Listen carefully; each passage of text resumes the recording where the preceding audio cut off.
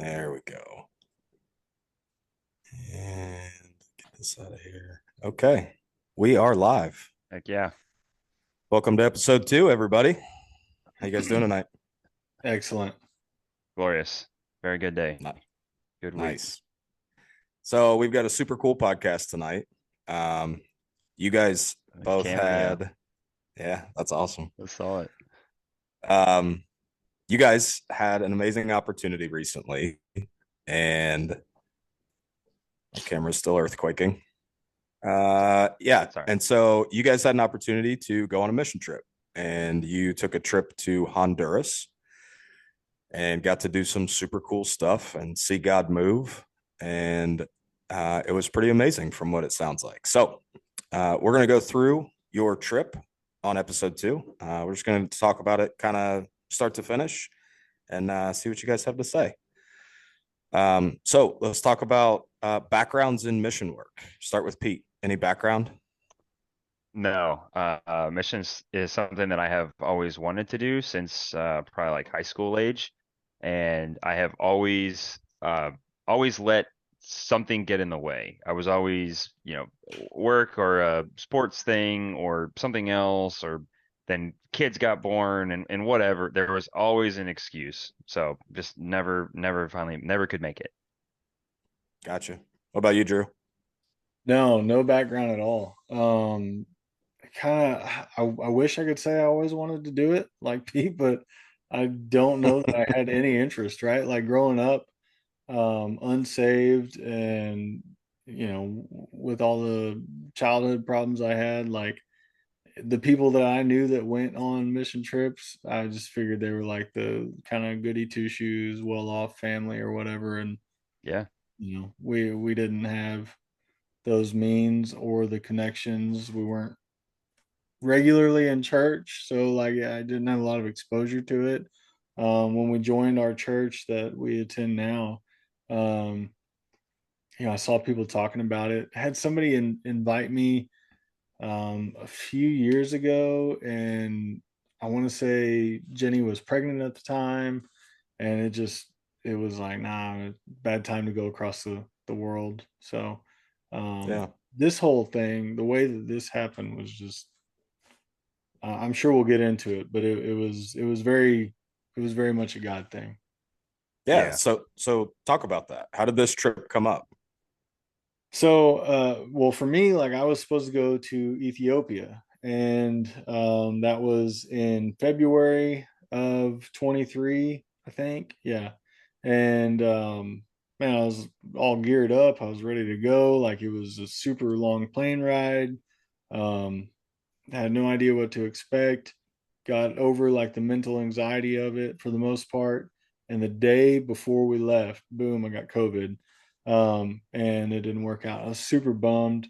Um, man, just like I was down for like 7 days with COVID here in my office, not allowed in the rest of the house. Um, so that I didn't infect anybody else. Um, and I was just bummed, man. I was like, God, why? Like, what? I was supposed to go over there and like do great stuff or whatever, and it didn't work out.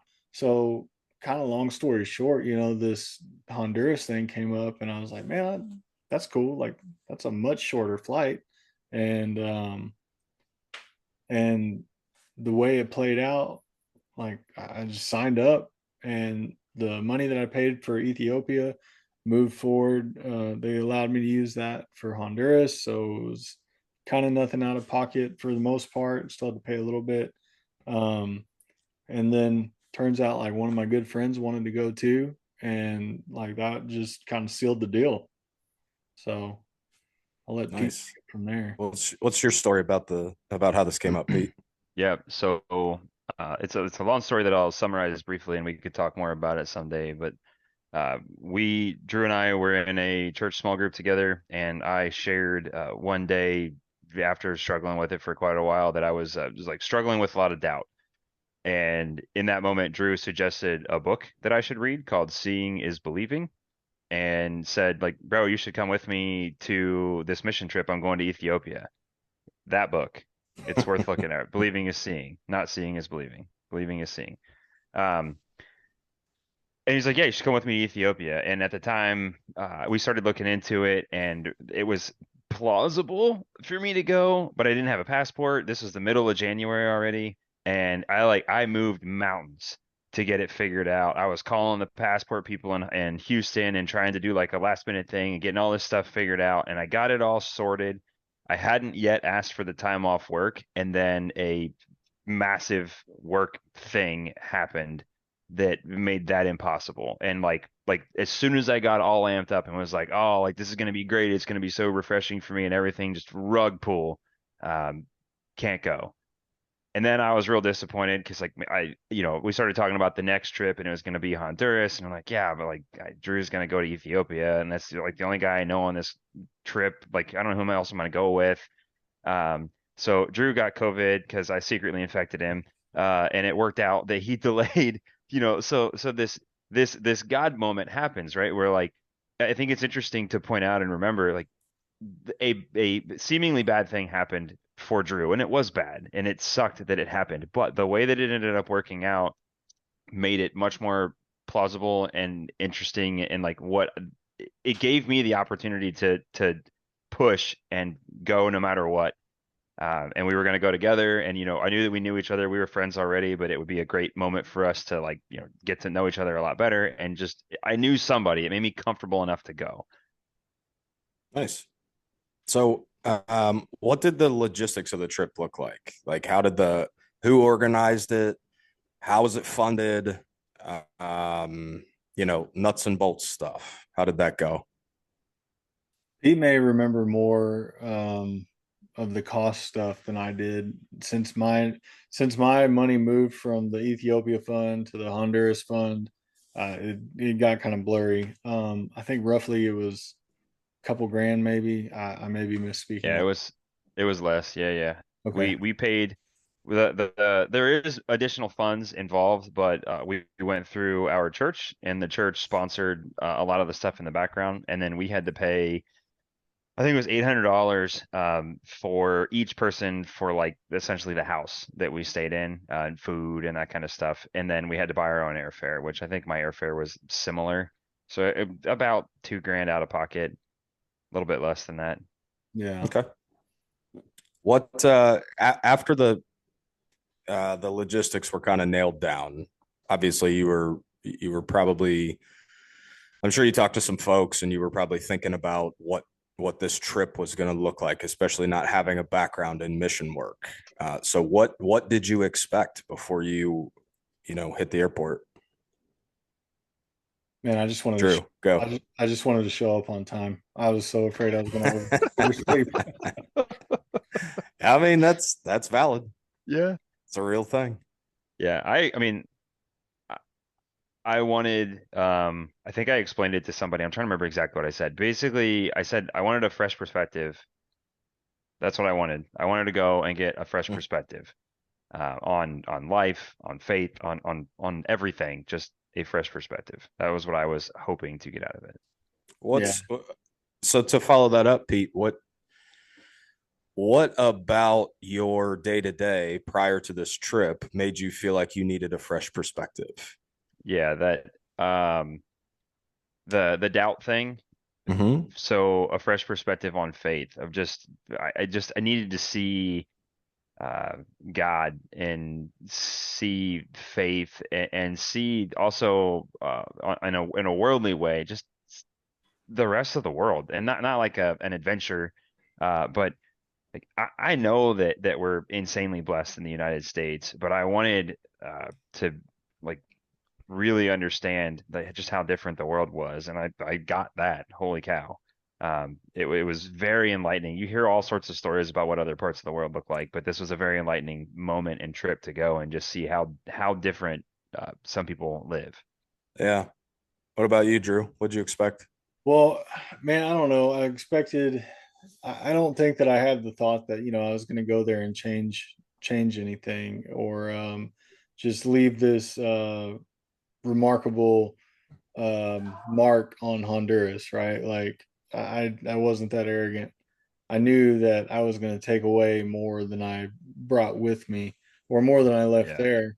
But for me, like the trip itself, like once we got to the airport and we were settled in and we were like, all right, we're doing it. We kind of got settled in. We had some time before our flight, and that's where it started for me. Pete and I went and grabbed something to eat. We were talking, I felt like that's when we really started connecting on a deeper level, in the grand scheme of things, and our friendship was growing. And it's like your first day of school. You walk into the class and you see all these new faces, maybe, and by the end of the year, like you all know each other pretty intimately, or well. And most of these people were strangers to me, Yeah. minus a few. But by the end of the trip, man, we were all bonded. Like we had seen things and been through things together on such a deep spiritual level, that I still feel like I could call any one of those people, and we have a different kind of connection. You know what I mean? So, uh, Mm-hmm. as far as like what I expected, I don't know. I didn't know if I expected it to look like, when I've gone on a cruise and we poured it in Cozumel or something or whatever. I don't know. I tried to have little expectations, I guess. Yeah. How was I the don't. trip itself? Or go ahead, Pete. You I got was just something gonna else? say, I think that the guy that ran it, that organized it, his name is Chris, and he's fantastic. And he ran in like an awesome ship. He's done this like 30 times. He was fantastic. But he sent out a bunch of videos beforehand, and if I remember the conversation correctly, Drew and I both laughed because we didn't watch like any of it. Like we read the emails, and then we were like, we're just gonna go and like, see what happens. Yeah, We didn't like look into all the stuff. We just kind of sent we're it. men. We'll figure it out. Yeah, we'll act like men. We'll figure out. We're gonna go build houses and stuff. It's gonna be Yeah. great. Yeah. Where'd you guys fly out of? Oh, we went Uh, Austin to Houston, right, Pete? yep, yep, yep. Yep. And then Houston to Honduras. Tegucigalpa, Yeah. One more or did time? we fly? I don't know how to say it. Tegucigalpa. Yeah. We call it They call it Tegus. yeah. I feel like we're going to get Yeah. corrected on that. Yeah. Someone will I hope we do. line me up. Yep. Yeah. Yeah. And but I How, do I go want to ahead. add the Tegus or Tegucigalpa, however you properly say it, in the That's Nailed it. movie. definitely not Good. it. In the movie, uh, Pete and I together we make one Honduran, right? Like that is very true. Um, but in that movie, gosh, what's the movie in theaters about uh trafficking and Oh, exploitation of the Yeah. kiddos? It's called Sound of Freedom. Sound of Freedom. yeah. So Sound of Freedom, the beginning of the movie is based there, and that's where the two kids are taken from, is where we were in Mm, Honduras. wow. For anybody that hasn't seen Sound of Freedom, go see Sound of Freedom. It's 100%. powerful. Yeah. Okay. So, any hangups, any trouble in the flight or smooth sailing?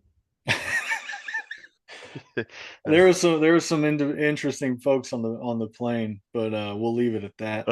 Uh, I Yeah, mean, that is you can't that's a leave it at that. it's a uh, non-podcast story. the, I There mean, was a go ahead, Drew. there Yeah. was an individual sitting in the row in front of me, and he had his cell phone screen turned up full bright, and the plane was dark, and I could see everything this individual was doing on their phone, and it was not godly things. Yes. oh, Yeah, This world is broken. yeah, I'll 100%. do that. Yeah. But I mean the flight was fine, right? We flew into the main airport, I think, which was actually like an hour or two away from Tagus, Yeah. because the airport in Tagus, they say is super sketchy because Tagus is like a big bowl Hmm. in these mountains, and you have to go down, and then it's like a super short runway, right? And apparently it's like super sketchy landing in there, but we made it. We got there, and Marco, the Yeah. guy from Hope for Honduras, which is who we need to definitely shout out. Hope for Honduras is the mission that we were a part of, and they do missions all year long. Um, They're incredible. awesome, amazing. Absolutely incredible. Marco picked us up. They had two vans. Um, we got out of the airport just fine. Had a maybe hour and a half to 2 hour drive to the house that we were staying at. One of the vans broke down on the way there. Water pump blew up, and they had to get somebody else to come get us, or we all squeezed in one van. We stopped on like the side of like we are now in a third world country, right? Like that I have not experienced before. Mhm. The dudes don't speak English that are driving us. We're not with the people that, like the guy that we know that runs this thing because he's in the other van. And it's like overheating. It's weird. We pull over at some random roadside, like just hut, and they're like, tell us they make it clear that we are all to exit the vehicle. And Drew and I are trying to be helpful, like mechanics, and we're looking at it and we're like, this is something's wrong, right? And then they take all of the other bus stops, they take all of our bags and put them in the broke down bus, put all of us in the working bus, and off we go. Well, Oh. my passport, my wallet, my everything is in my bag. Hmm. So we're third world country, never been here before, whole bunch of people I don't know, got in a vehicle with a driver that I don't know, in front of a random roadside hut that I don't know, to drive off into some random place that I don't know. I was like, dude, I think I might have messed up. I think I might have messed up. Yeah, too late So for jury. how did that end up? We got to the house. The drive was beautiful. The people were amazing. All of our stuff showed up. Everything was fine. It Excellent. all worked out, but it felt sketch for a minute for sure. 100%. Yep. So we get to this house, right? And it's crazy, man. Everything is surrounded in like concrete walls, razor wire at the Yeah. top of them. Um, Yep. we pull up to the house and they honk 3 times. Somebody comes and opens the huge metal gate to let us in. We're on a 2 lane road. Like traffic laws in America are not a thing there. They do not apply. No, like one Mhm. way is it's whatever way you want it to be. Um, Right. drive on whichever side of the road you want to drive on. Um, but we back in to this house on the side of this hill or this mountain, and they close the gate and we get out and we're just at this beautiful house on the side of this huge hill overlooking the entire city. Um, Mm. Yeah. and that is definitely the exception there. Yeah. Yeah. So And is it? Go ahead. yeah, the story behind that house is cool because if you first look at that, you'd be like, wait a minute, like the Mission people have a super nice house and whatever. And long story short, like someone in the area, I forget exactly how it works, but someone is giving them essentially this house. They're giving them this insanely low rent. It's like a couple $100 a month so that they can have it because they use it to house all of the Mission folks. Mm. So Ron and Shelly, the people that run the mission, live there. And then all year long, when missions trips come, they stay in this house with them. And they're just like the best caretaker hosts that exist because like they're serving and pouring into the people that are coming to then pour into the town, the city. Yeah. It's incredible. It's super amazing. Yeah, Yeah. That is. Ron and Shelly are absolute amazing people. Yeah. I think Ron was up every morning at like 4 or something like Yep. that. He'd start cooking his breakfast at like 5. And I mean, we're talking like 3 course meals, man. Like it was amazing. They take care of you so that they can go put you to work.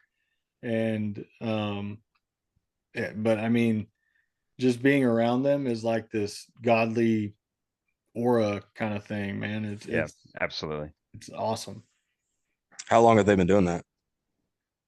Oh, it's Like the 90s? between 20 and 30 years, I think. Yeah. Wow. And they met in Honduras, right? I believe. I I'm don't trying to remember exactly what their story was, but they like met on mission or went on mission together very, very early. and then ended up like we should try to talk to him someday. Honestly, their story is incredible. I'll send this to And Shelly, and she'll probably send us all kinds of corrections on things that we yeah, said. she will. She will light us up with all Hey, the all, whatever things we mess up. all we need to ask her is, will you come on the podcast? Yep. That's right, Yep. 100%. Would she come on? I think so. I Oh, bet. I Let's bet. do it.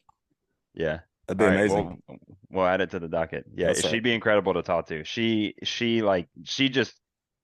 in a nicest way, like just spewed biblical knowledge Hmm. uh, the whole time, every time you were around her, and would just drop like biblical truth in ways that would just blow your mind.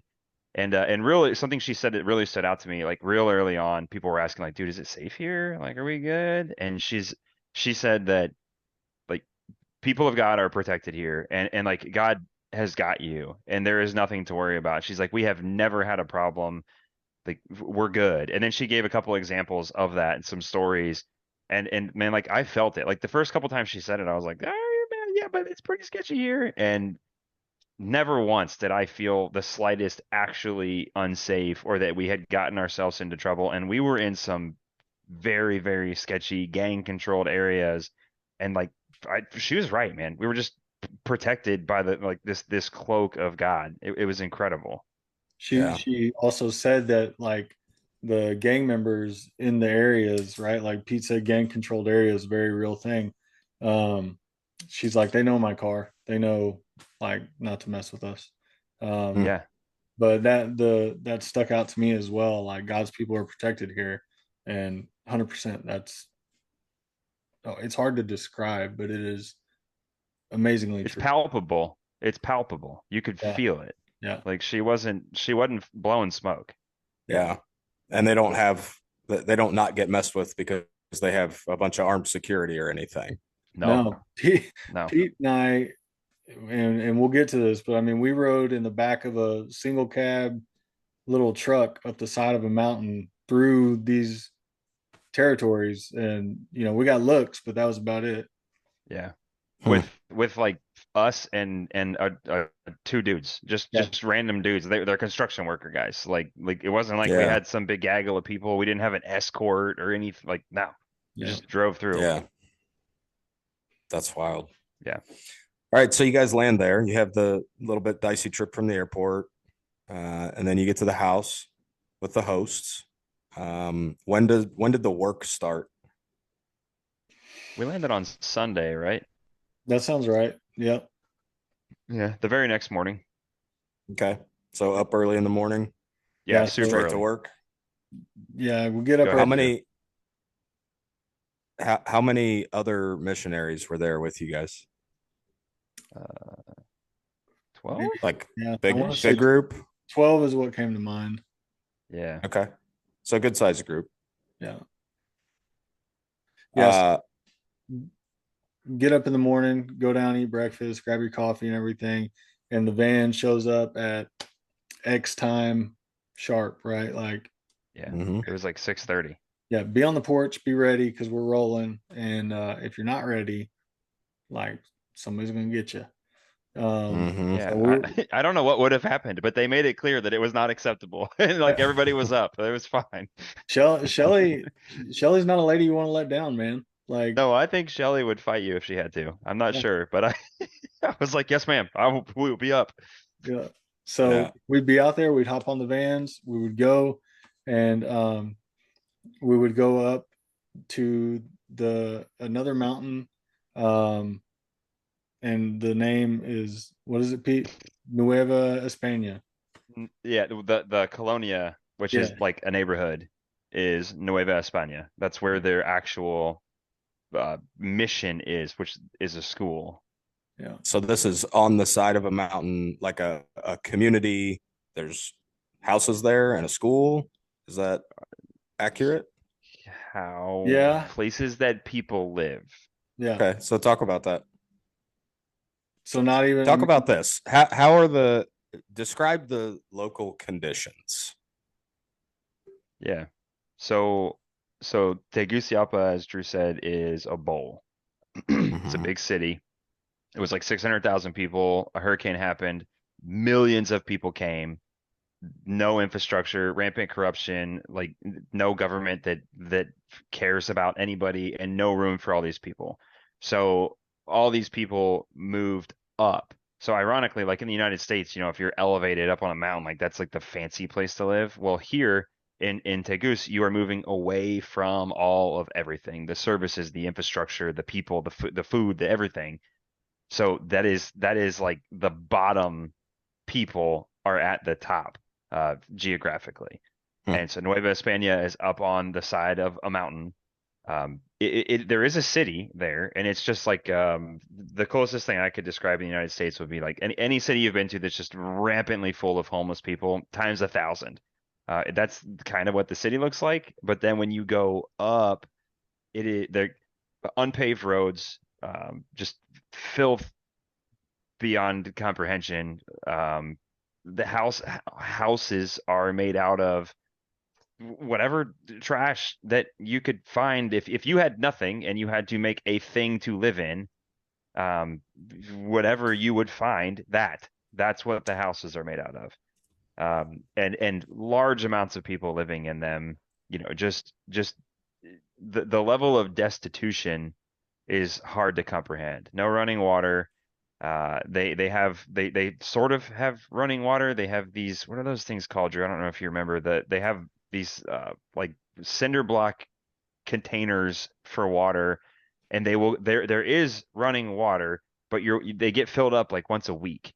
Yeah. So like once a week they'll turn the water on and fill your things up, and if they don't get filled up or you weren't ready or your valves off or what, I don't know, whatever it could be, then you don't get it.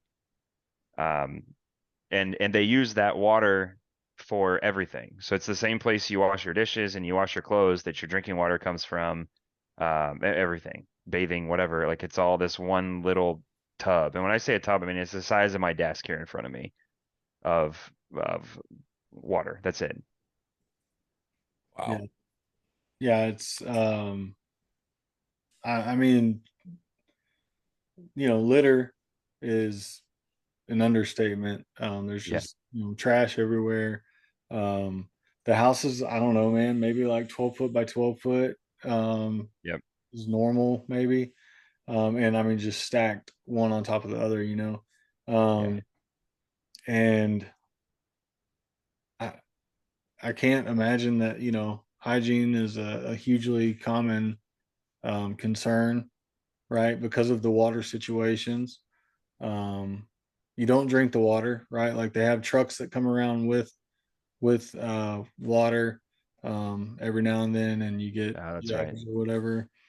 Um, Man, I can't But remember. like the trucks, they don't drive up that far, or they're Yeah, hard to get. Like it, you're just logistically away from everything. yeah, Yeah. So you guys are both describing this super impoverished, destitute area with very little means for these people, and what sounds like basically no support from any kind of institution, be it government or whatever. Um, Describe the people, the locals there to the area. How are your interactions with them? What was their, you know, how did they present themselves? How did they interact with you? What was the mood? I think that overall the people were friendly, but you can tell who is a part of the mission of Hope for Honduras and who is not. Um, right? So like their school, there's kids that are there, of all ages, and they call it the bilingual school. They're learning English, Yeah. um, and all the things.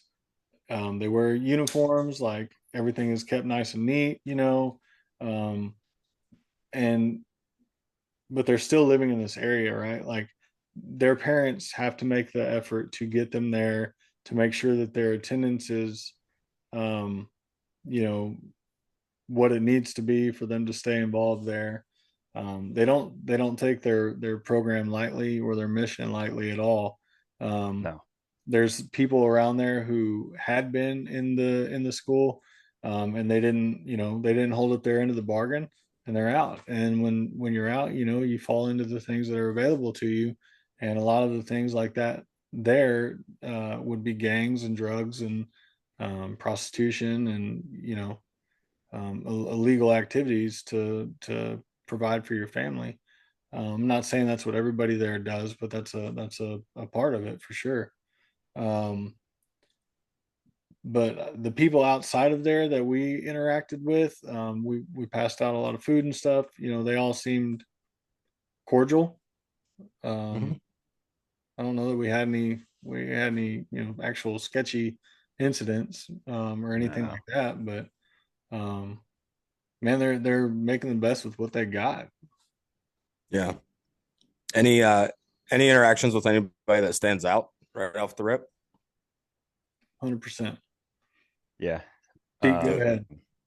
yeah, I mean there's a lot, but one guy in particular, not a local, but he is a local, but he was somebody that was part of the mission, stood out to me. The guy's name is Leo, and Leo's story is just deeply impactful, and without getting into all the nuts and bolts of it, that's for him to tell someday. But this guy is a bad dude.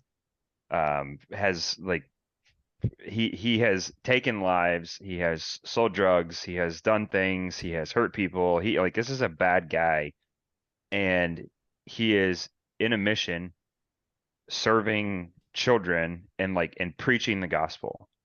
And Mm. and it like it was when I finally sat down, I was having my own hard time with some of the stuff that was happening there, and he came out and approached me and he told me a story. And I just the whole time I had this surreal experience, like remembering the Saul Paul story in the Bible, and I'm like, bro, this is that guy, like for real. Like Mm. I'm meeting him in real life. This is a guy who was a self-proclaimed Satanist and has taken lives and done all these things, and now here he is preaching the gospel to anybody that'll listen. And he made me, I mean, in the kindest, best way possible, but he made me feel like a Christian baby with the amount of knowledge that he had. And I was like, gosh, I don't know anything compared to this guy. Like this guy is out of control. It was very, very powerful and very amazing to see uh, that that person and just hear his story. And we got to spend, I don't know, we saw him almost every day. We had meals with him, and he was one of many people there that it was just very, very impressive to spend time with and hear their stories. Yeah. So you mentioned uh, the Saul Paul thing as a reference for Leo. Uh, and obviously Saul's conversion experience was very dramatic and it's well documented and all those things. Did Leo? I'm sure he did, but can you Yeah, give like a quick snapshot of his conversion and what caused that? yeah. I don't remember all of the details, but the summary is that he had a drug addiction, was suffering through his drug addiction, had a wound on his arm that basically it was like bad enough that he thought he was going to have his arm cut off. Um, Found his way into faith. I don't remember something happened, and then he was like he said he woke up the next day and his arm was better. He's like, it Mm. was literally better. And that was my moment that I was like, I'm going to church. I'm a Christian. And he said that he took his Bible with him and was walking down the street to go to church, and people saw him and were like, like what is Leo doing with a Bible? And it was just like profound that people saw this guy who runs the streets as now just being like, no, I'm a Christian, dude. Like I found God. And Yeah. he ended up, bringing a bunch of people, all, the people who were following him previously, just like fell in with him. And he brought many people to Christ as he found his own way there through this essentially, what he described as a miraculous healing moment that occurred for him. Hmm. Just turned his whole life around. Yeah, That's amazing. 100%. He said that when they so he was like a gang leader at this time, and when they saw him walking and carrying his Bible, they asked his wife like, "Where's he going?" And she said, "Well, he got saved. He's going to church." He said that night, like 8 or 10 other gang members went and gave themselves up for Christ. Yeah. Um, and Pete and I are talking to this dude, and he's like telling us all this, spiritual truth and biblical truth and everything, and very unapologetic, very blunt, um, and I'm like, hey man, like I'll always remember you, dude. You know, like you were amazing. And he's like, don't remember me, like remember Yeah, God, man. Like I'm nothing, you know. And he was just, I mean, hardcore in the best way possible. yeah, he really was. That's amazing. So let's talk about the work you guys did. Once you said you hopped in a truck or a van or whatever, and you went up the mountain, and then you get to where you're going. What did the work look like? Man, so like I just want to mention real quick the guys that we were working with, because Yeah, they are amazing dudes. You know, we're still in touch with them till to this day. Um, Noe, Alex, and Luis, they run the ship, man. They make it happen. Whether they're leading in like, you know, passing out food or whatever, but they do beautiful work. They they lead the building of the houses, right? And the houses can be in any area. So when we get there, like the slab has already been poured. Like these three dudes already did that. Um, and the materials are on site. There's not a Home Depot like on the corner, you know what I mean? So like Right. they get the stuff up there by whatever means necessary. Very resourceful um people. And the the same resources we have available here probably aren't so readily available there. So we got up there. They had the slabs. They had the man, it's killing me. I can't remember the name of the thing with the water. yeah, I Um, don't know what it was called. but um, the woods, the lumber's up there and everything. And man, Pete and I got up there, and what was the first thing we did? Pete, we started framing, right? Yeah, we started framing. Just to point out too, like we couldn't even drive the truck to where we were going. Like we drove the truck pretty close within, I don't know, 1,000 feet, and then we had to hike the rest of the way to get to this house. So they hiked all of the stuff there already, all the lumber, uh, everything. Like those dudes were incredible what they had already done. Yeah. And Wow. so we framed it up. They've got, you know, power coming from a neighboring house. Um, they have the tools there and everything. And you know, screws and nails, man, like you drop it, pick it up because you're gonna need it. Like we Hmm. Yeah. can't go get more. Um, so once we got the frame up, we put up the siding of the structure of the house, and it's like a cement board. Um, you know, I guess plywood's hard to come by, and you know the cement board will last longer in the elements. Hmm. And the roof is just a sheet metal tin roof, and that's it. It's a one room house with I think like one outlet and one light. It was like 12 foot by 16 foot or something. I think is what Yeah, the measurements were. yeah, Hmm. That's wild that the way they have to go about getting material in there. That's Yeah, we so different. we literally flew the nails that we used in one of our yeah, suitcases. Like they don't, because you can't buy them down there. Hmm. yeah. That's wild. Um, so you're out working during the day, and I assume back at the house when the work's done for the day. Is that sundown? Is it a particular time? Is it just when the work was done? How'd that go? I think it's worth mentioning, right? Like every day is started with a devotional at the bilingual school. Yeah, Um, you don't just jump into anything with Shelly and Ron. Like it always starts with God, you know. yeah, Um, and you show up to the school, you get unpacked, you say hi to the kids. They start making, you know, becoming familiar with you, coming up, hugging you, and everything. You start learning their names. Um, and then you go upstairs and do a devotional. There's a worship song, and then a devotional, and then a prayer, and then you're sent out to work for the day. Some people stay at the school and help with the kids, or help, you know, with the classes or whatever. Some people help serve in the kitchen, um, and then you go out for the working day. And then Pete, you want to talk about, I guess, like the end of the day? yeah. I mean, we We stopped earlier than I think I would have thought that we would, because we would get back to the house. I forget if it was 5 or 6. But we like they were on a tight ship. We're gonna eat at the time that we're gonna eat, and it's 6 o'clock or what I think it was 6. Um, and it's like an hour and some odd minute drive from the Colonia back to the mission house. So we stopped relatively early. We'd go back, everybody get showered up, and then we would eat as a group of the missionaries with Ron and Shelley in their home.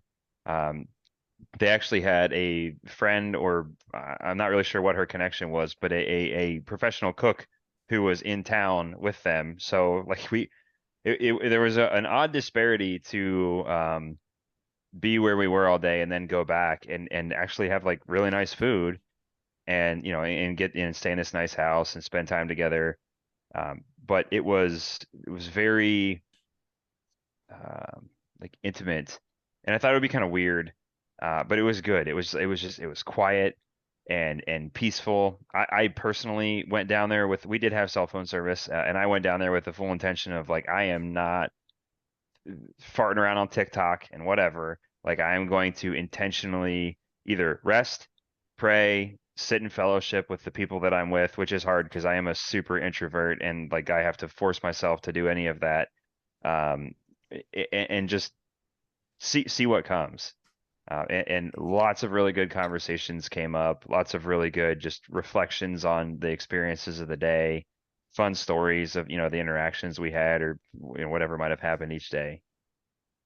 So were you able to actually check out like from your phone and work and social media and all that stuff? Were you successful in that?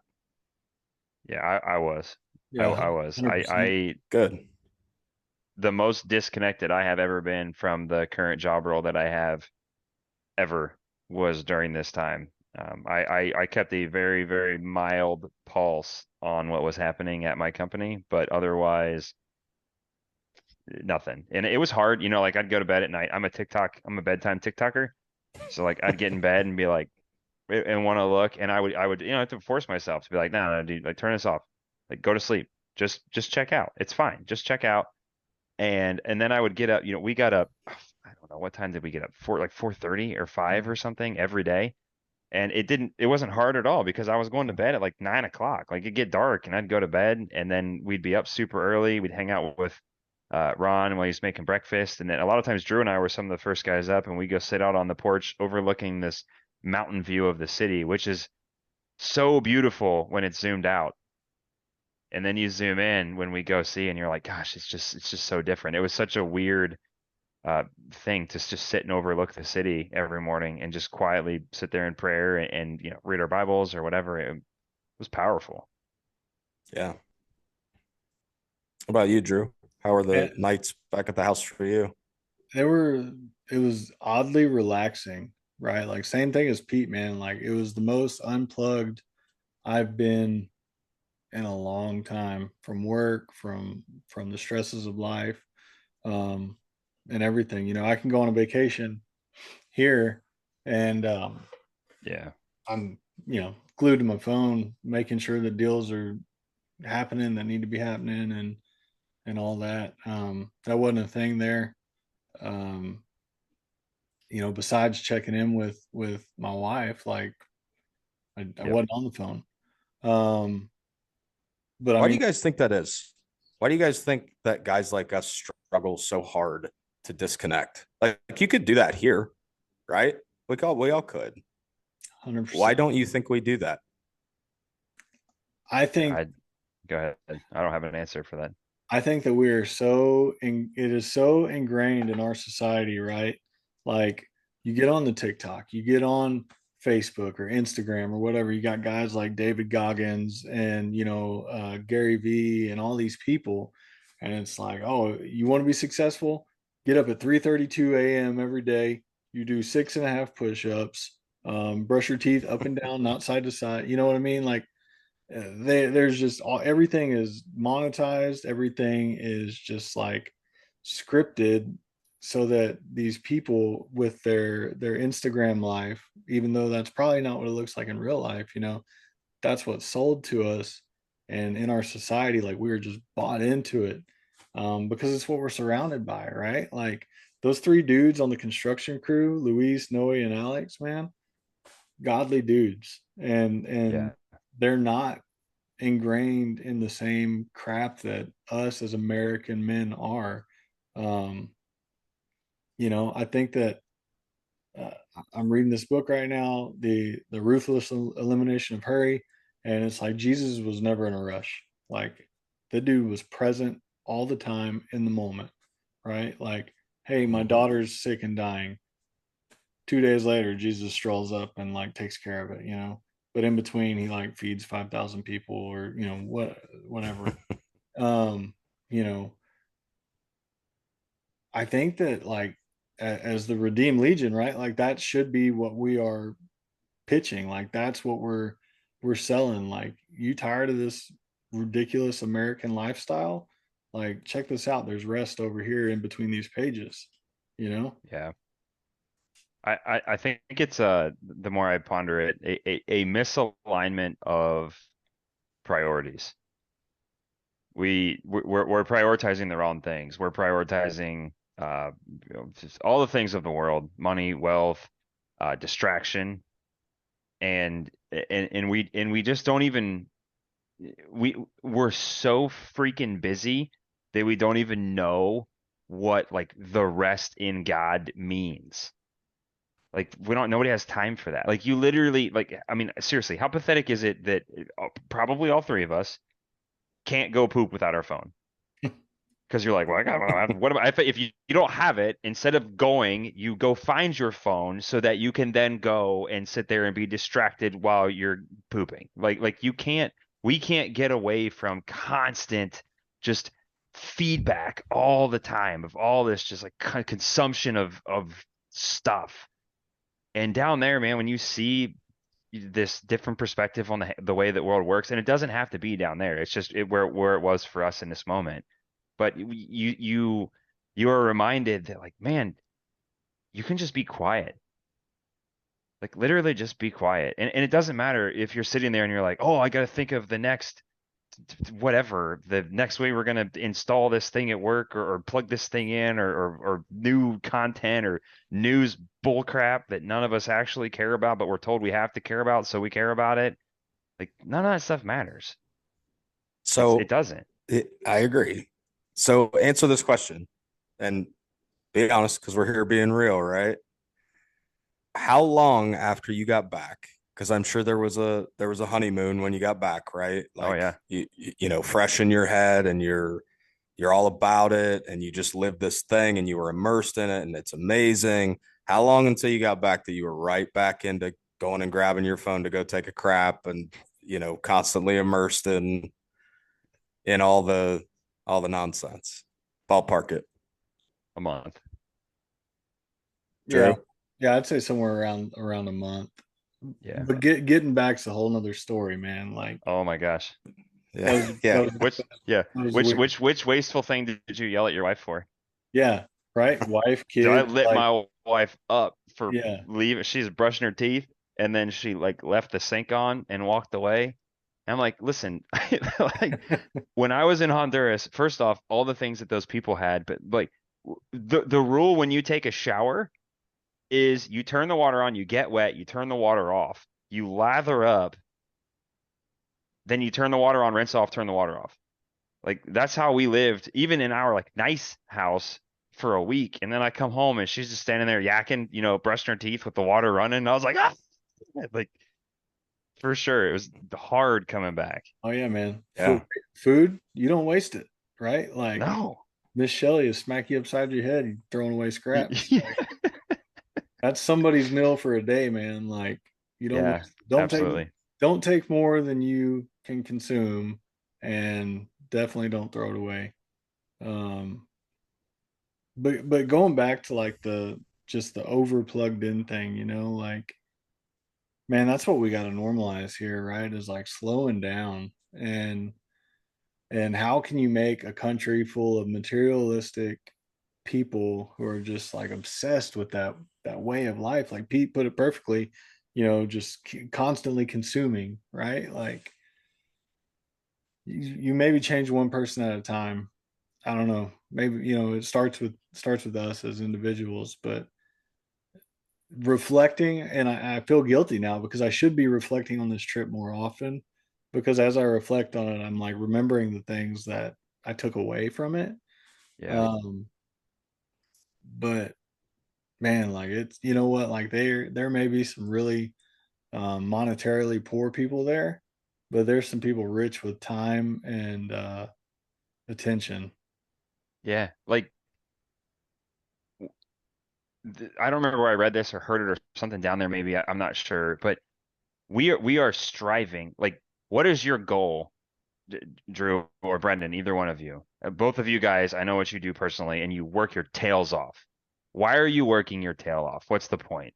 You're trying to probably get a bunch of time with your family. Yeah, I mean, uh, yeah, like I want to say I'm working really hard right now so I can stop working really hard and do the things I want to do, but I also want nice stuff. Right? Yeah. Like I want to buy a nice house. I want to buy the car I want. I want all the stuff just like Lambo. everybody else. Yeah, Yeah. exactly.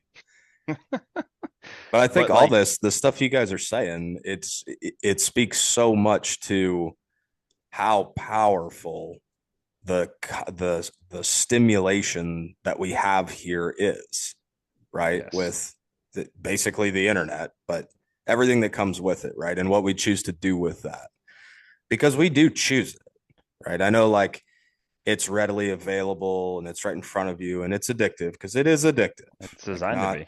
yeah, Sure. exactly. But also we let that happen. Hmm. And like one of the things you said, Drew, you're like, they're rich in time and attention.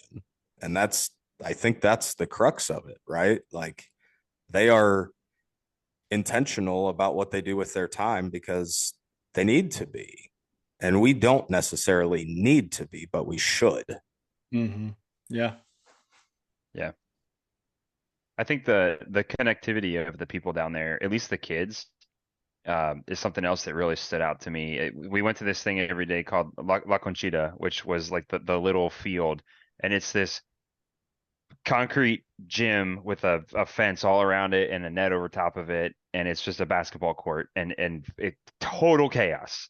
All the kids from the colonia go there when the mission people are there, and it's just total chaos for like an hour and a half. It's insane. Like there's balls of every type flying every direction. You get hit with them all the time. There's like tug of war fights happening, frisbees, footballs, total chaos.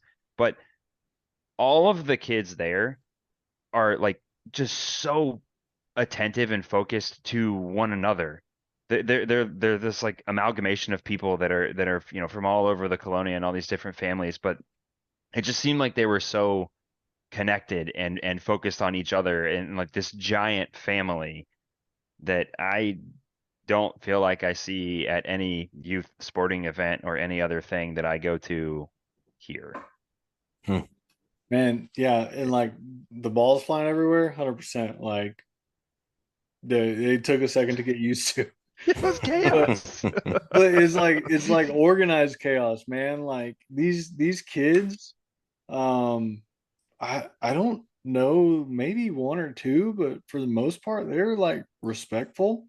Yeah. Um, and dude, like if this kid is playing with the ball over here and like he misses it and some other kid grabs it and runs off and starts playing with it, no big deal. Like they go No find a one cares. ball. Yeah, No crying, no none. fits. They fall down and get hurt, Hmm. dude. They're right back up. Like, and they tell you, like Shelly told us, she was like, "Hey, if those kids fall and they like skin their knee or something, like don't go over there and like, oh baby, baby, whatever." She's like, let them get up and deal with it. Like they'll be fine. We can't afford for these kids to be coddled here because nobody else is going to coddle them, and Right. life here is not easy. Um, so like coming back and my kids are fighting in the back seat over an iPad or something. I don't remember, but we were Mm-hmm. going to church, and I did that whole on the way to church yell at the family thing, and it's like, you guys got no idea. But They don't, man, and they don't, and it's my fault that they don't because I haven't Yeah, taught them. they are all guilty of that. 100%. Yeah, I think this is a Redeemed Legion act like men moment for all of us, and to speak some truth from things that we've experienced, that like it is it is our responsibility as men, as the leaders of our households and the leaders of our families, to set an example and to set a precedent and to set rules and regulations within our own home of how our kids consume everything, not just like the rules on their phone, Mhm. but everything. Set precedent for them and guidance and clarity on like what the expectations are of what they consume, how they consume it, because it matters. And like we're the only ones that are going to teach them, the only ones that are going to raise them up to survive in this world and also to understand and know God in all things. It's very easy for them to lose that because of this consumery world, consumption world that we are discussing right now. And we got to fix that. And the only people that can fix it is us. Like in each one of our households, as to be clear, God can fix it through us as the leaders of our households, stepping up in the word and using that to lead our households. Yeah, 100%, Well man. said. 100%. Discipleship, right? Like discipleship doesn't have to be, some dude you connect with at church. Do it at home. Yeah. First. Yeah. Oftentimes, I think guys are more apt to do it to disciple some guy that they meet at church than they are their own kids. Mm-hmm. And Yeah. I don't know what that thing is. I don't know if it's I don't know what it is, but I think we're all guilty of it to a degree. I don't know if it's the putting on a good face at church and being, having your like your church self on, and then going home and maybe not necessarily doing something bad, but not living that same way that we do, when you're in front of people. And it Yep. probably has to do with everything we talked about before with like putting yourself out there, like on social media, and you got to be your best and look your best and sound your best. And like, I don't know. I think we all struggle with that to a degree. 100%, man. I was just thinking about it. This is a self-convicting moment for me. But are you more likely to drop an F-bomb in front of a dude that you met from church or one of your kids when you're aggravated? Probably kids. Pass. I'll answer. Yeah, Well, dude, at home. for me, 100%. same thing, right? Like I did something, I grabbed something out of the toaster oven the other day. I don't know, but it burned my hand.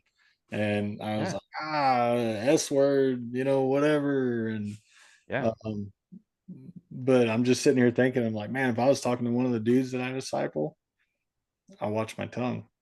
Yeah. And those little ears are more fragile and more absorbent, probably, For than sure. whatever. Yeah. Dude, my oldest corrected me tonight because my wife made dinner in a cast iron pan. We use cast iron on the stovetop, and when you use it on the stovetop, you can touch the handle. Well, she baked in it, and I didn't know that. And I picked that thing up and I taught my family a whole slew of words, and my 10-year-old corrected me. Yeah. Like deeply convicting. You're not alone. Like 100%. Yeah, Yeah. for sure. I, All right, so let's get back to the trip real quick. Last couple questions about the trip. So there's two questions, and I want you each to take no more than a minute to answer each one. So one, we'll start with Drew. How did the trip affect you? man, the trip affected me by um, learning all the things that we just talked about, right? Like the we're spoiled, and you don't have to have a 2,000 square foot house, 2,500 square foot house, and nice things to know God. You can have a dirt floor and maybe one outlet for a hot plate, and you can be closer to God than anybody. Um, we are we're spoiled. We are materialistic, even if we think that we're not. And slow down, because everything that we're spending our lives on, um, if it were in a ratio to how much time we're spending with God, God should be way, way over. But here in America, um, we're ignorant to the fact of the things that go on in the world, or we just close our eyes to it, and we're wasting time, basically. Yeah. All right. Well, Drew, you were a little over time, but that was a really good answer. So we'll let it slide. The last 20 seconds is off. Dang it. Yeah, we're going to have to cut that off. All right, Pete, you're on the clock. I had a experience with a little girl that I got connected to while we were down there that changed me in a lot of ways. All the things we talked about mattered, and the big takeaway, this is a whole nother podcast we need to have, is the story of this little girl named Andrea that I met down there. But I don't know that I've ever actually been in a position where there was literally nothing that I could do to affect something, because I'm a doer and a fixer. And I finally reached, and thank God it wasn't with my own family, but may as well have been, as close as I feel to this kid, a level of actual desperation where there is no other option. There is nothing else for me to do but to pray, and that I actually believe that that will be effective. It I got pushed into that moment, and it is something I have not been perfect, but I committed to praying every day for this kid since I left Honduras. I have told many people about her. I won't stop talking about her. I am trying to pray every single day for her, and just holding out hope that she can find God and that she just has a chance in this world. Yeah. What was my time? Uh, That was less than a minute. Nah, you were a hair over. No. You're not keeping time here. I am. Ah, man. He's got the mic right. on the stick, dude. He does have the stick mic. Automatically he in wins. charge. All right. Last question. Same rules. What would you say, Drew, to people who are considering taking a mission trip? I would absolutely encourage you to do it. And I would encourage you for Hope for Honduras to be your first one. Excellent. Go Good without, time too. Go without expectations. Got it. Pete? Yeah, I the same. Truthfully, I mean, Hope for Honduras was amazing. You should definitely go on a mission trip. And my plug would be pick one and commit to it. Don't look back. Don't worry about all the logistics, all the things. Try to figure everything out. Don't try to figure it all out. Figure out when your church is having one, or get a hold of a mission like Hope for Honduras and sign up. The rest will work itself out. Nice. I like it. God will make it work for you. Just go. Excellent. Well, this has been good, guys. We got a couple things we got to do after this one. We got to get a hold of Ron and Shelly. Yes. Yeah. And Hope for Honduras. At Hope for Honduras. So everybody that's listening, you guys should check them out. Do what you can to support. And hopefully we'll get them on the podcast soon. Love to talk to them. We can put a link for their for Hope for Honduras in the bio too. Awesome. Yeah. So be a link down there. Check them out, guys. We'll do it again soon. Stand by for episode 3. Check out the hats. See if you like them. What do you guys think about these? Yeah, let us know, and we'll get some coming available to everybody if you guys like them, but you got to let us know. Yep. So check us out, redeemedlegion.com. All the socials we just trashed, we're on all there. Yeah, check us out, guys. Stand by for episode 3. Later. All right, guys. See you later.